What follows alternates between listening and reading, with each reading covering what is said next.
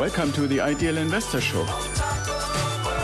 This is the podcast where we help you challenge your mindset and discover where you are. Tired of stories about other people's success?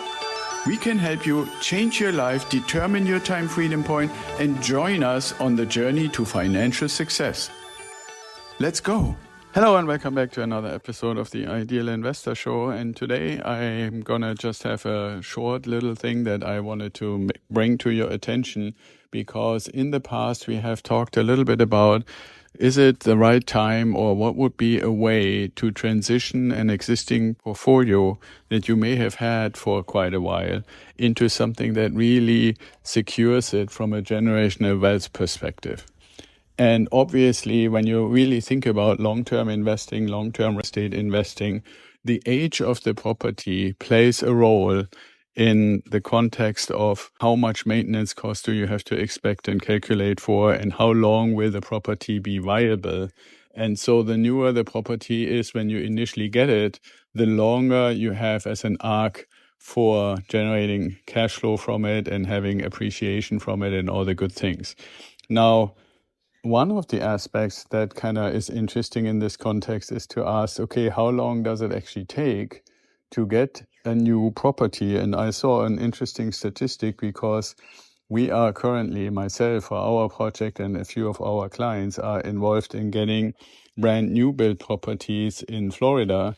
And it has been taking a really, really long time. And now, admittedly, that particular situation is extra special because we had a huge hurricane going through the area, and the builders have issues, and the interest rates for the financing for the builders has gone up, and the material cost has gone up. So a lot of things basically going against a very quick, expeditious building process. But obviously it also has to do with a few other factors. And so I looked at statistically what are we dealing with in general, not so much exclusively for this particular deal that I'm involved in. And what we found is when you compare the time it takes on average, when everything else is in place, no other really big delays, the money is there and so forth, to go and say, okay, I am basically buying a lot, or I've bought a lot, or I own a lot, and I'm now deciding I want to put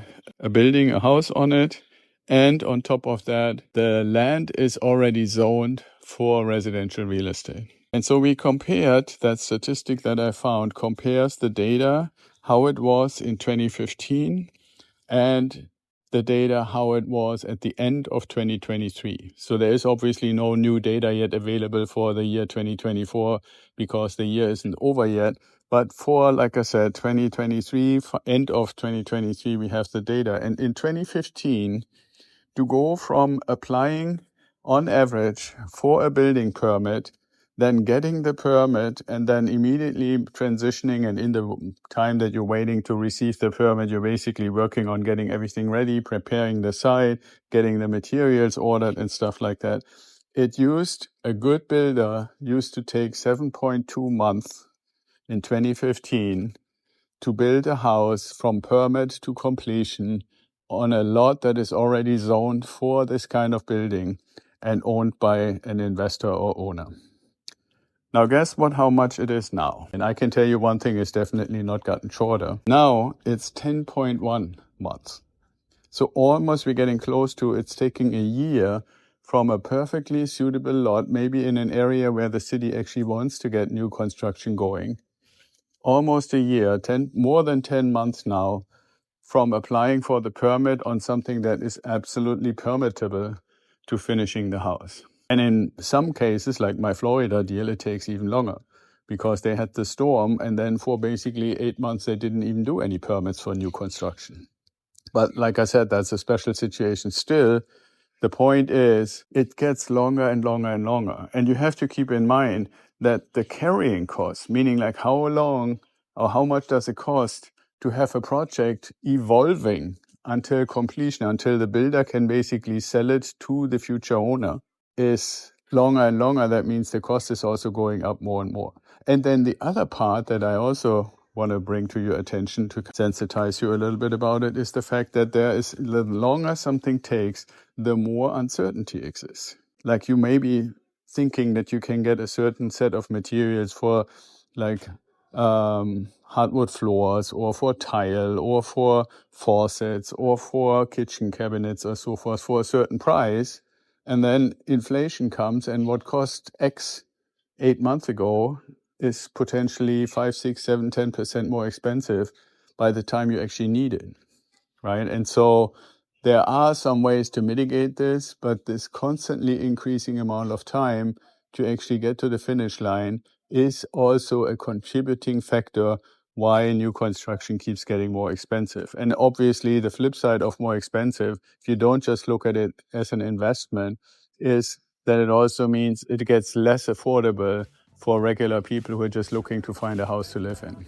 That's just what I wanted to bring to you. I hope you found this interesting. One thing that I'm asking you to do is please download the show, please rate the show, please give us a review for this episode. And I also want to make you aware that we have now decided to actually provide a huge number and huge amount of content all around residential real estate investing on Substack. So if you go to substack.com and put in Ideal Wealth Grower, I would love for you to subscribe and get all the content that we're posting there on a daily basis, articles, newsletters, deals, and so forth. So it's a really good thing. Substack is not that well known yet, but I really like it, and I think it would be great if I meet and see a lot of you there. So until next time, be well and stay safe, and I talk to you tomorrow.